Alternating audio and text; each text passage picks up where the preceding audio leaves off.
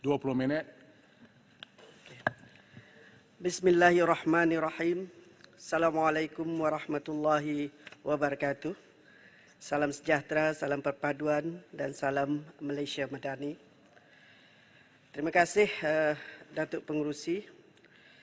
Sebelum saya meneruskan pengulungan perbahasan belanjawan peringkat jawatankuasa bagi Kementerian Kemajuan Desa dan Wilayah, saya sekali lagi ingin mengucapkan ribuan terima kasih kepada Yang Amat Berhormat Perdana Menteri yang telah memperuntukkan sebanyak 11.04 bilion bagi Kementerian Kemajuan Desa dan Wilayah bagi tahun 2023 yang tercatat dalam butiran B22, P22 yang merangkumi seperti yang dibahaskan tadi, jalan luar bandar, bekalan elektrik luar bandar, jalan pembangunan desa, bekalan air luar bandar, projek ameniti sosial, jambatan luar bandar, program penajaan pendidikan MARA, skim pembangunan kesejahteraan rakyat yang meliputi program perumahan rakyat termiskin, peningkatan pendapatan, program latihan kemahiran dan kerjaya dan program komuniti sejahtera.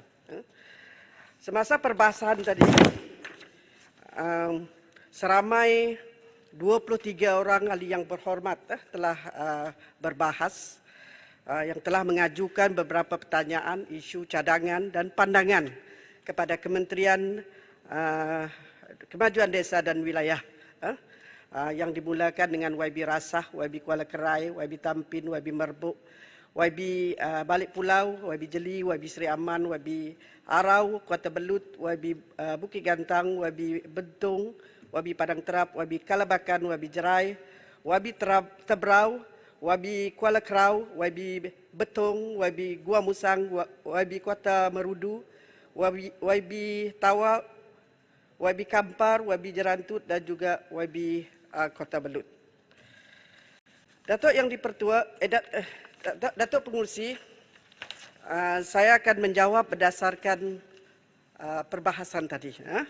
Yang pertama sekali berkaitan dengan yang dikemukakan oleh YB Rasah, berkaitan dengan JPKK, lawan JPKK, kedudukan MPKK di Negeri Sembilan dan geran khas. Untuk makluman YB Rasah, Kementerian sedang menyediakan garis panduan yang baru untuk pelantikan JPKK dan juga JPKKP. Perkara ini akan dibentangkan kepada jemaah menteri untuk mendapat persetujuan. Sementara itu MPKK di Negeri Sembilan masih status quo. Dan berkaitan dengan geran khas, perkara ini masih tertakluk kepada kemampuan keuangan kerajaan.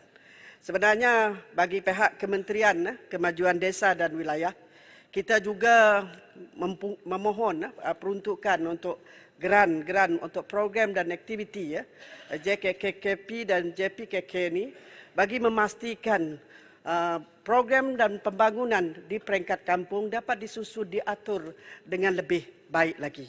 Namun begitu, berdasarkan bajet yang telah yang ada, kita bertindak berdasarkan kemampuan keuangan kerajaan pada masa ini.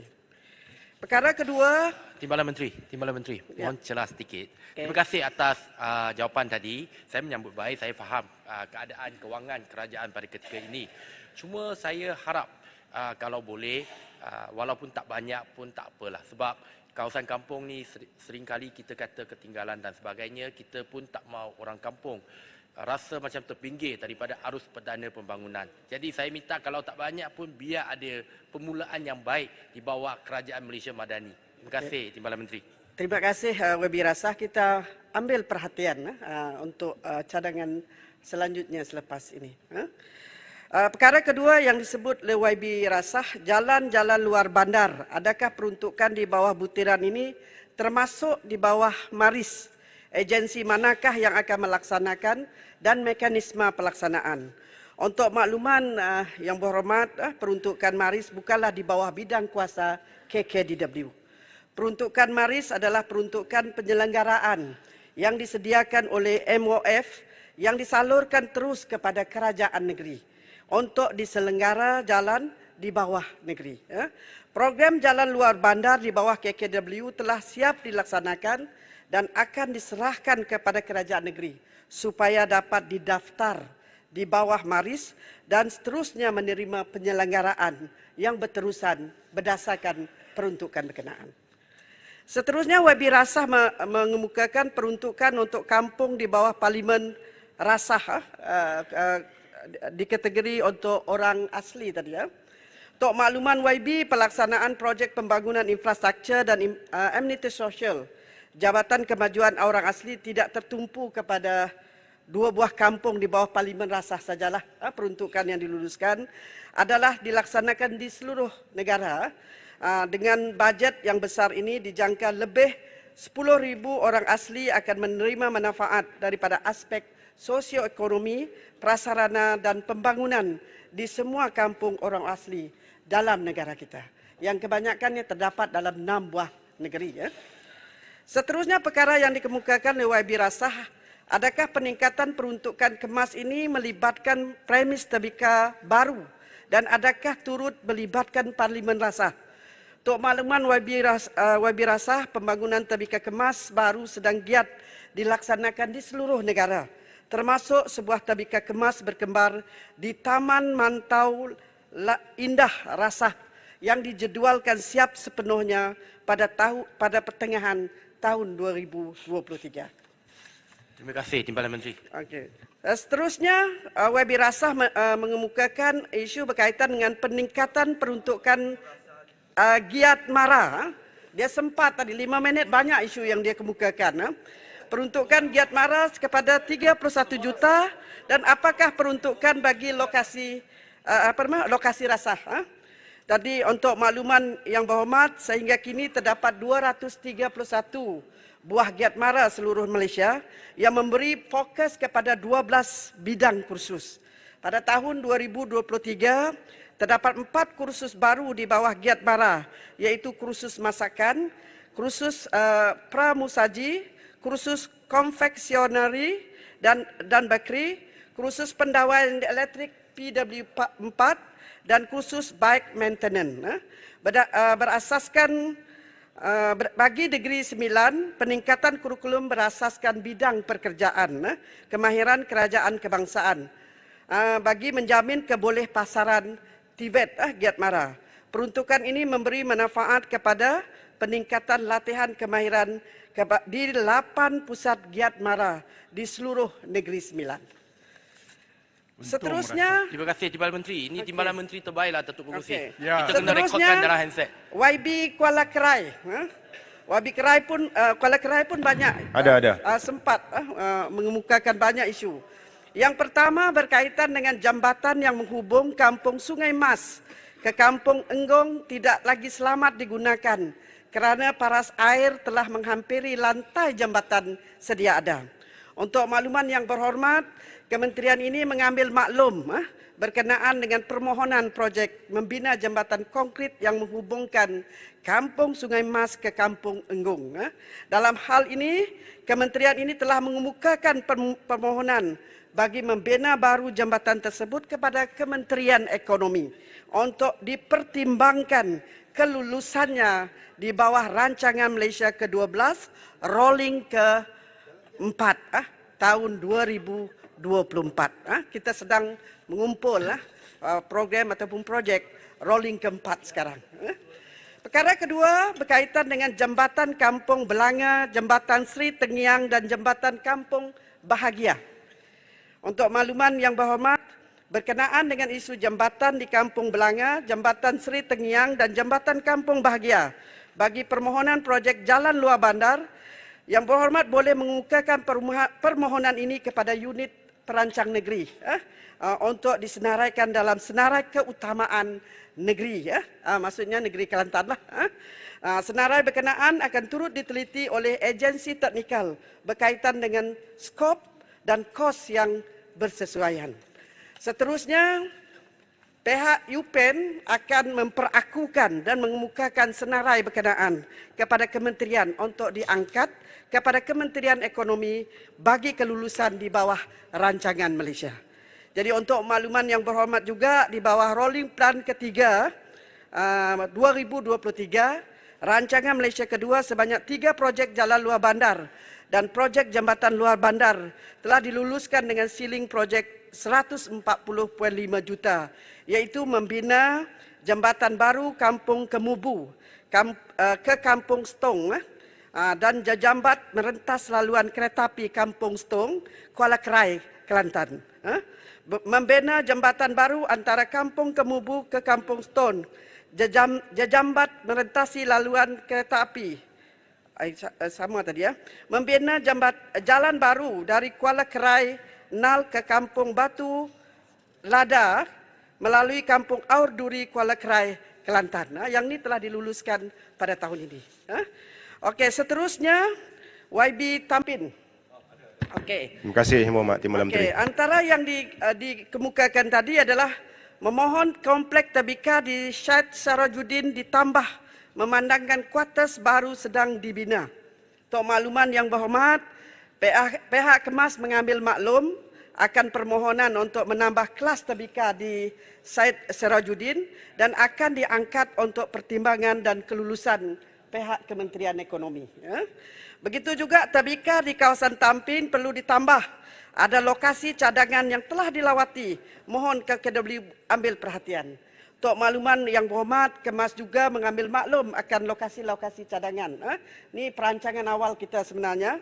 Tadbika-tadbika baru di Parlimen Tampin dan akan mengangkat cadangan ini juga kepada Kementerian Ekonomi untuk rolling plan yang keempat. Okey. Seterusnya Tampin, pembinaan taman permainan yang baru di 30 buah tadbika Taska Tampin.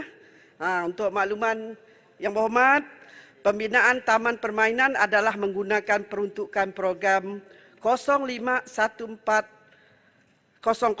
peralatan tadbika Taska Kemas yang berjumlah 1 juta saja setahun.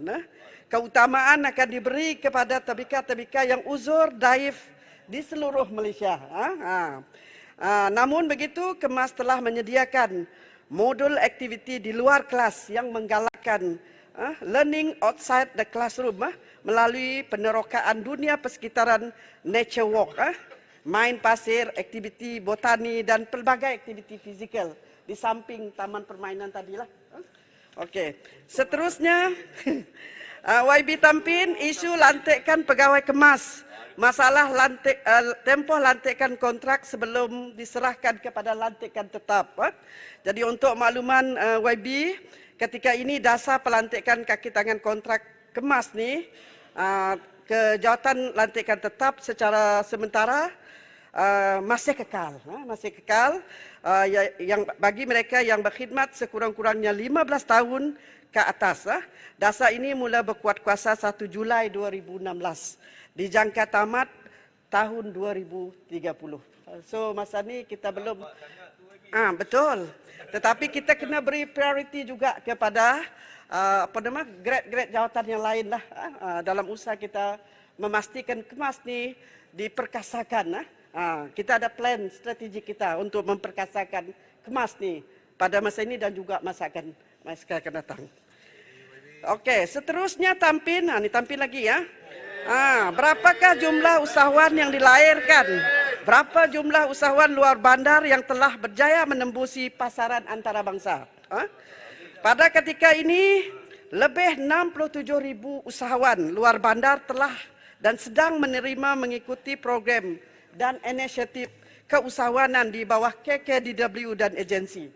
Dari jumlah ini, seramai 171 orang usahawan telah berjaya menembusi pasaran antarabangsa menerusi program Get to Global di bawah Majlis Amanah Rakyat MARA. Dan di dalam usaha untuk memastikan usahawan luar bandar untuk terus kekal dan berdaya saing di dalam pasaran tempatan dan antarabangsa, KKDW telah merangka ekosistem keusahawanan yang meliputi 3 komponen utama.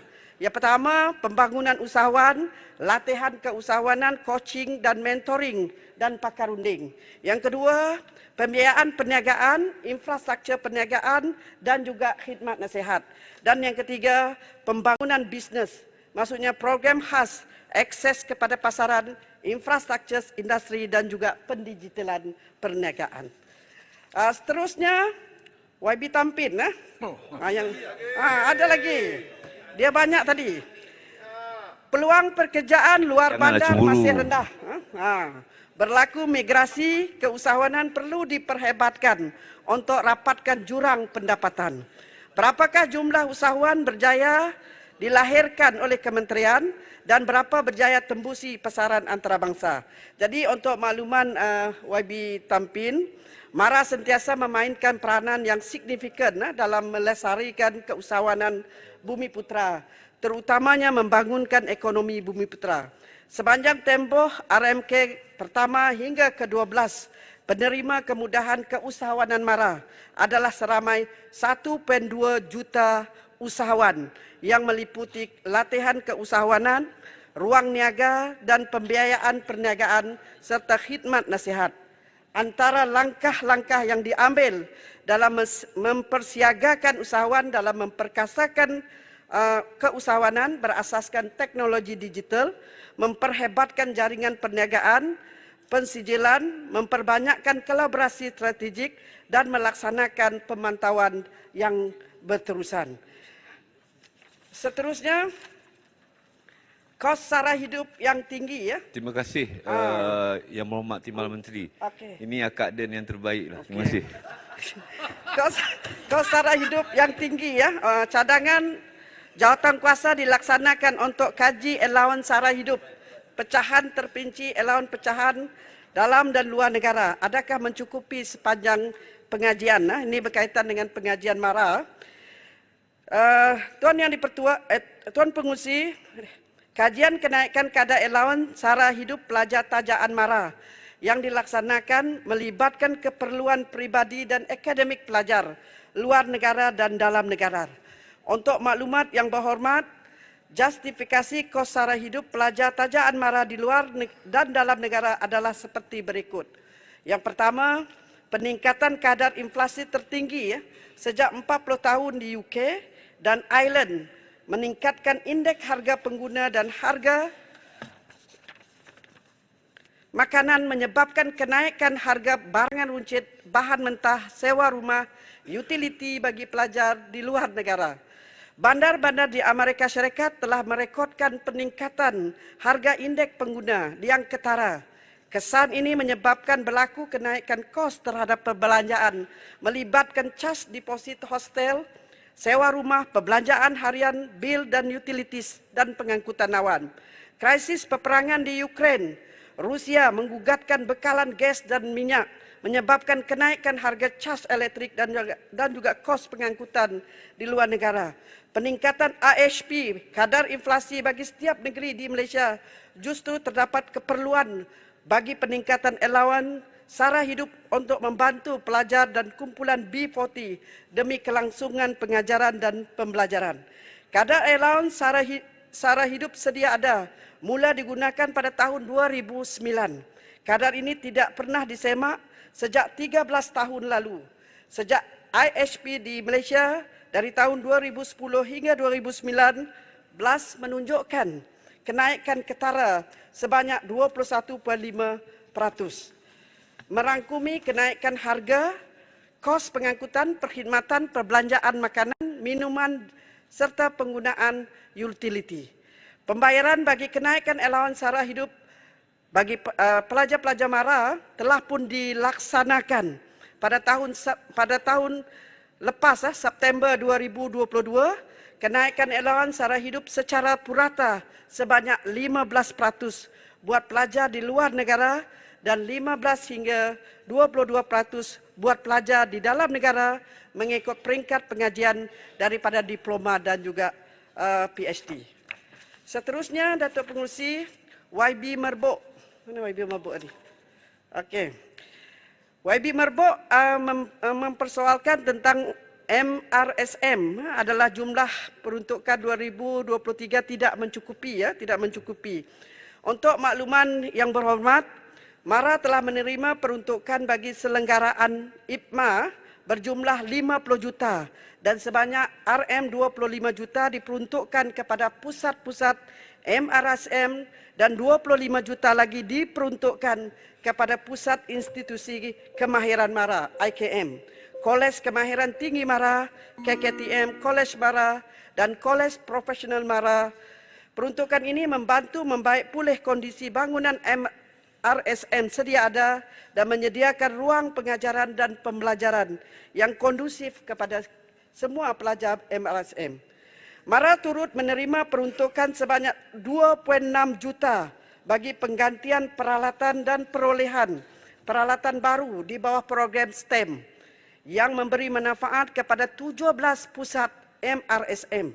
MARA juga menerima peruntukan bagi melaksanakan program peningkatan kemahiran tenaga pengajar dan latihan pembangunan pelajar. Untuk makluman yang berhormat, kadar allowance pengurusi MARA adalah sebanyak 10.300 sebulan, merangkumi 8.800 allowance tetap bulanan dan allowance kerajaan sebanyak 1.500 yang dibayar sejak tahun 2015 kepada semua individu yang dilantik sebagai pengurusi MARA. Seterusnya, Marbok juga, masa habis ni.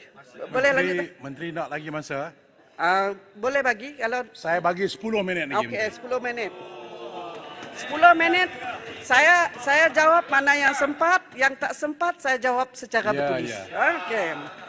Marbok, adakah kementerian akan meneruskan dasar pembangunan luar bandar yang telah dilancarkan oleh kementerian sebelum ni? Untuk makluman YB Marbok dan semua YB dalam Dewan yang mulia ini, dasar pembangunan luar bandar 2020-2030 masih diteruskan oleh KKDW.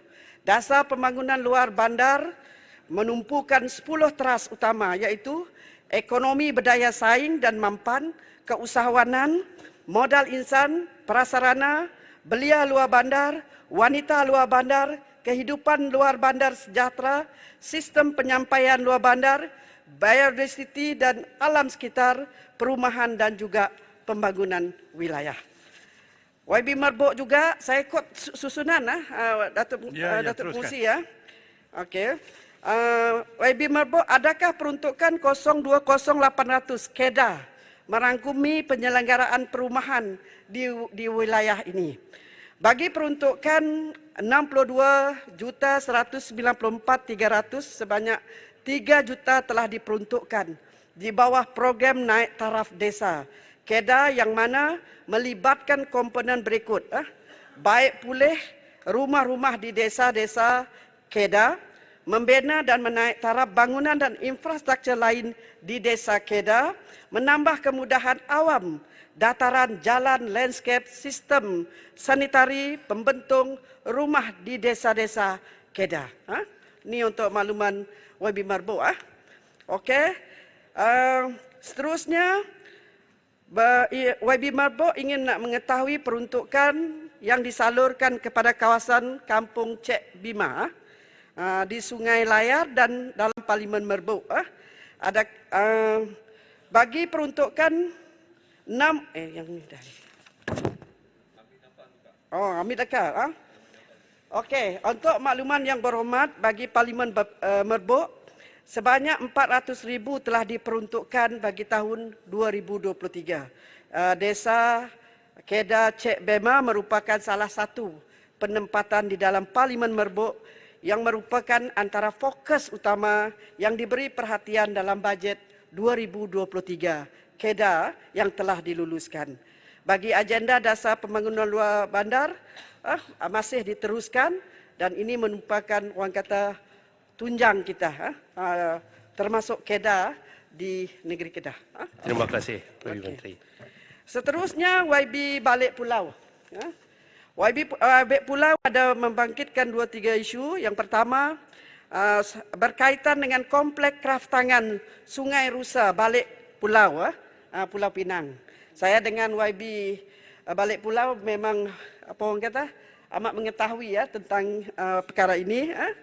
Dan untuk makluman yang berhormat, kompleks kraftangan Sungai Rusa Balik Pulau, Pulau Pinang masih kekal di bawah pengurusan Kraftangan Malaysia sehingga 31 Mei 2023.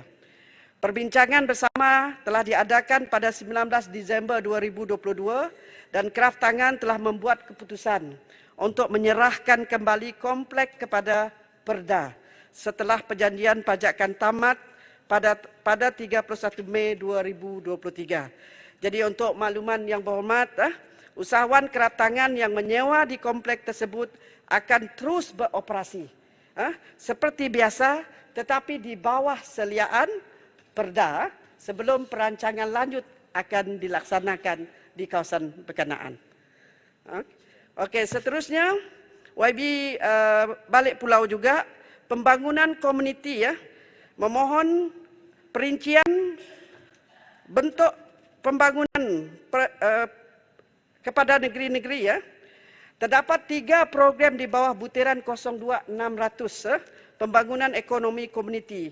Yang pertama, program Desa Lestari bertujuan untuk meningkatkan ekonomi penduduk luar bandar dalam bentuk pemberian grant maksimum 1 juta kepada koperasi kampung bagi melaksanakan projek ekonomi dalam sektor perkhidmatan, pelancongan, pertanian, penternakan, pembuatan dan juga peruncitan.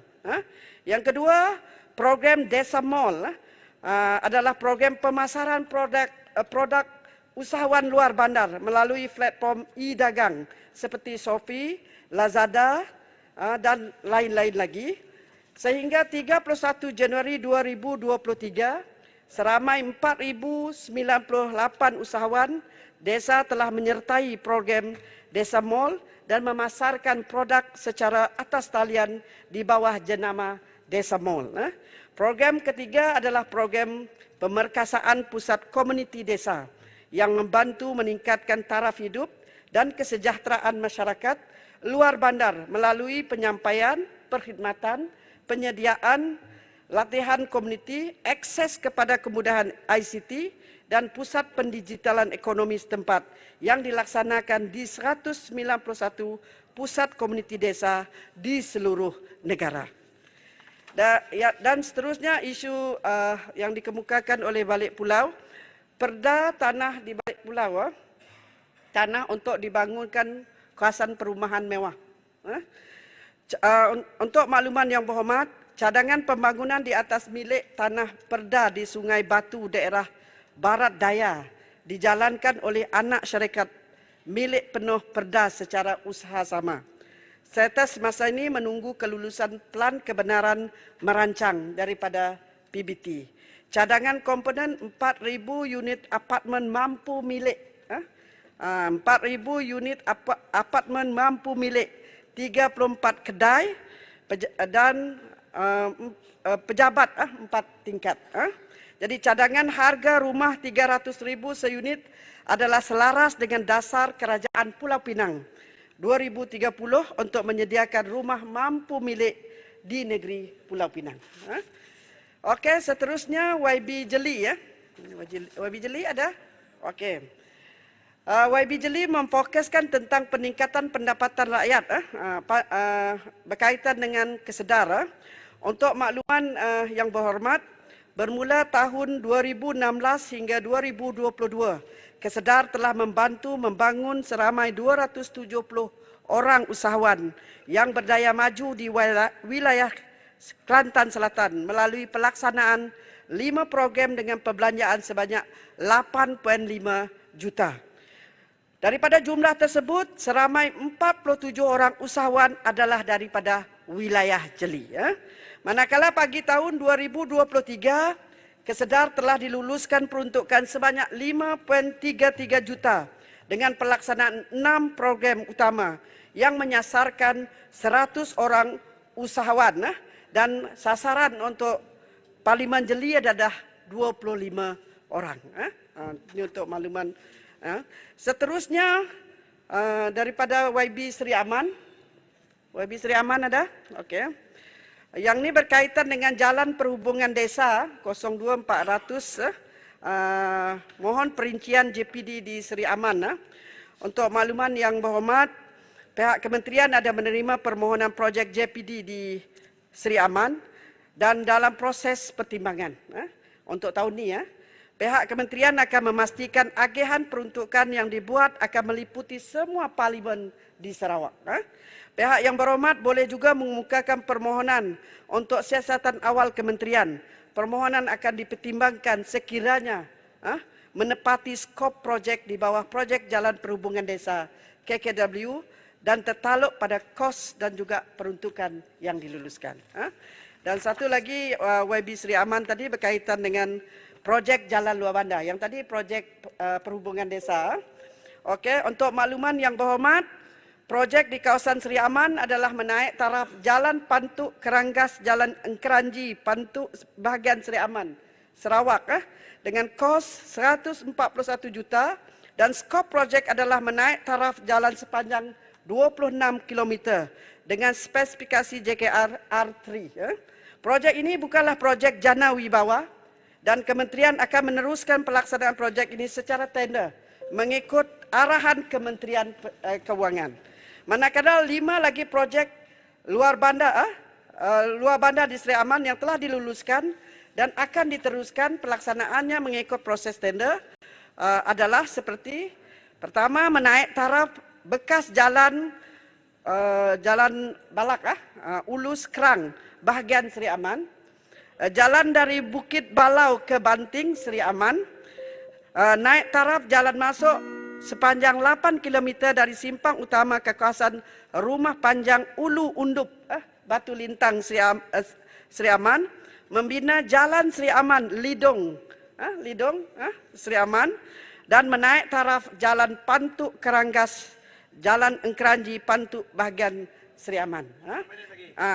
Jadi rasanya menjawablah persoalan daripada YB Sri Aman. Jadi Datuk Pengerusi, masa pun dah habis. Jadi saya ingin sekali lagi mengucapkan ribuan terima kasih kepada semua 23 ahli parlimen yang berbahas di peringkat jawatankuasa Kementerian Kemajuan Desa. Mana tak sempat dijawab, saya akan jawab secara bertulis. Dan suka saya ingin nak memaklumkan bahawa Kementerian Pembangunan Desa dan Wilayah akan sentiasa memberi komitmen dan komited dalam memastikan pembangunan luar bandar, mensejahterakan kawasan luar bandar, dan kita akan sentiasa mengambil tindakan untuk membugarkan program dan aktiviti kawasan luar bandar. Terima kasih Datuk Pengerusi. Terima kasih Menteri. Hebat Menteri Ahli yang berhormat, masalah ialah bahawa wang sejumlah RM 3 bilion 616 juta 367,700 untuk Kepala B22 anggaran perbelanjaan mengurus 2023. Jadi sebahagian daripada jadual hendaklah disetujukan. Ahli yang setuju kata setuju. Setuju. Yang tidak kata tidak. Lebih suara bersetuju. Kepala B22 jadi sebahagian daripada jadual. Masalah ialah bahawa perbelanjaan di bawah Kepala P22 anggaran perbelanjaan pembangunan 2023 hendaklah diluluskan. Ahli yang bersetuju kata bersetuju. Yang tidak kata tidak. Lebih suara bersetuju. Perbelanjaan di bawah Kepala P22 jadi sebahagian daripada anggaran perbelanjaan. Majlis bersidang sebagai majlis mesyuarat. Terima kasih.